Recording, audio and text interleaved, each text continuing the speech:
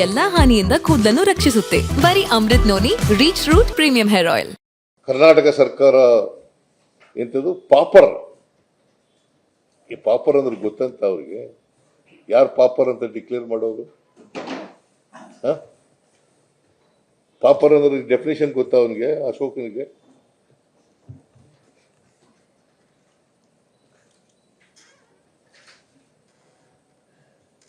ನಾವು ಯಾವ್ದಾದ್ರು ಸಂಬಳ ನಿಲ್ಸಿದೀವ? ಯಾರ್ದಾದ್ರು ಸಂಬಳ ನಿಲ್ಸಿದೀವ? ಯಾವ್ದಾದ್ರು ಬಜೆಟ್ ನಲ್ಲಿ ಹೇಳಿರ್ತಕ್ಕಂಥ ಗ್ರಾಂಟ್ಗಳಿಗೆ ದುಡ್ಡು ಕೊಡದೆ ನಿಲ್ಸಿದೀವ?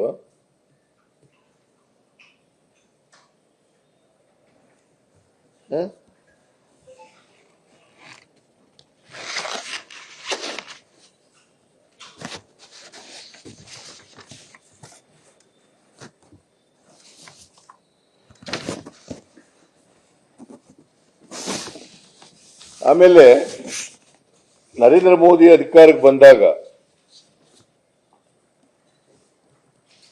ಪೆಟ್ರೋಲ್ ಮೇಲೆ ಸೆಂಟ್ರಲ್ ಎಕ್ಸೈಸ್ ಡ್ಯೂಟಿ ಎಷ್ಟಿತ್ತು ಗೊತ್ತಾ?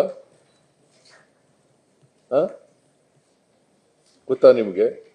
ಸುಮ್ಮನೆ ನೀವು ಅವ್ರು ಹೇಳದನ್ನೇ ಬರೆದು ಬಿಡೋದು ಹೊತ್ತಾಗಿ.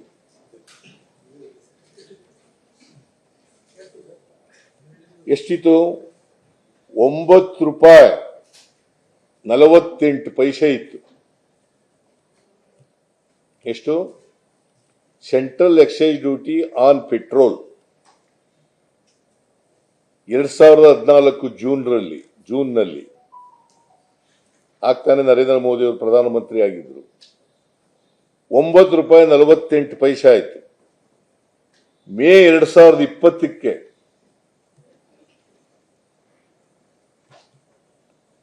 ಮೇ 2020ಕ್ಕೆ 32 ರೂಪಾಯಿ 98 ಪೈಸೆ ಆಯ್ತು. ಎಷ್ಟಾಯ್ತು? 32 ರೂಪಾಯಿ 98 ಪೈಸೆ. From 9 rupees 48 paise. It was excise duty on petrol. It was June 2014. 9 ರೂಪಾಯಿ 48 ಪೈಸೆ ಇದನ್ನ 20 ಮೇಗೆ ಎಷ್ಟಾಯ್ತು ಗೊತ್ತಾ? ಎಷ್ಟು? 32 ರೂಪಾಯಿ 98 ಪೈಸೆ. ಅದು ಪ್ರತಿಭಟನೆ ಮಾಡಿದ್ರೆ ಇವರು. ನನ್ನ ಜೀವನದಲ್ಲಿ ನಾನು ಮಾತ್ರವಲ್ಲ, ನನ್ನ ಕೂದಲು ಕೂಡ ಆಗಿರ್ಬೇಕು ಸ್ಟ್ರಾಂಗ್ ಅಂಡ್ ಸ್ಟೈಲಿಶ್. ಬರೀ Amrut noni reach root premium hair oil ನೊಂದಿಗೆ. Reach root premium hair oil. ಅನುಕ್ಷಣದ ಸುದ್ದಿಗಳಿಗಾಗಿ Vistara news YouTube channel subscribe ಮಾಡಿ. ಹೊಸ ಸುದ್ದಿಗಳ ನೋಟಿಫಿಕೇಶನ್ಗಾಗಿ ಬೆಲ್ ಐಕಾನ್ ಕ್ಲಿಕ್ ಮಾಡಿ. ಲೇಟೆಸ್ಟ್ ಅಪ್ಡೇಟ್ಸ್ಗಾಗಿ www.vistaranews.com ವೆಬ್ಸೈಟ್ಗೆ ವಿಸಿಟ್ ಮಾಡಿ. ಅಂಗೈಯಲ್ಲೇ ಜಗತ್ತಿನ ಸುದ್ದಿ ತಿಳಿಯಲು Vistara news Kannada app download ಮಾಡಿ.